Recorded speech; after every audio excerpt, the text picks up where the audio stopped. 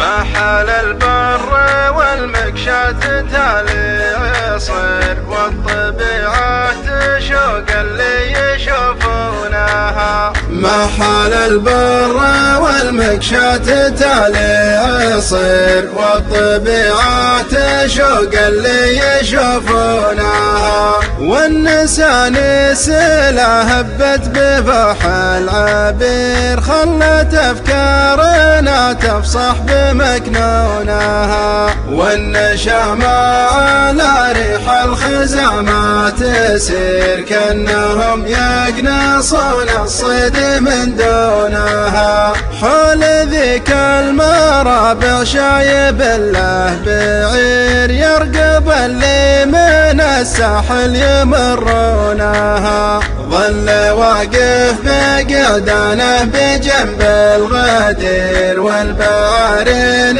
حوله ماسك رسونها. ما يرى غير عشب وما سمع غير طير، والمراعي من أقصى الأرض ياتونها. والغنم جابها الراعي بوقت وخير، ما ترى غير صبيان يحفونها. بين هذا الطلي اللي يسر الضرير، لقبلوا به على نار يشبونها. وعندك الشاوي والمحنذ وغيره وغير، والدلال اللي تلظى بيعبونها. جلسة عندي أفضل من منصة وزير، هي هوى النفس يا عالم ومظنونها. ولظلام الليل وامسنا براحة وخير، وادبار النور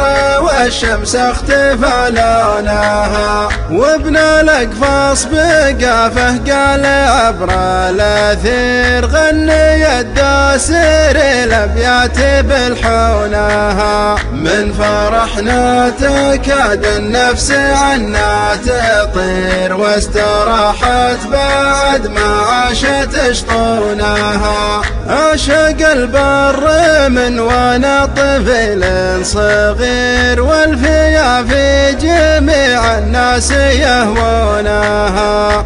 انتهت رحلة المكشاة يا ابو سمير، والمعالي نظمناها بموزونها.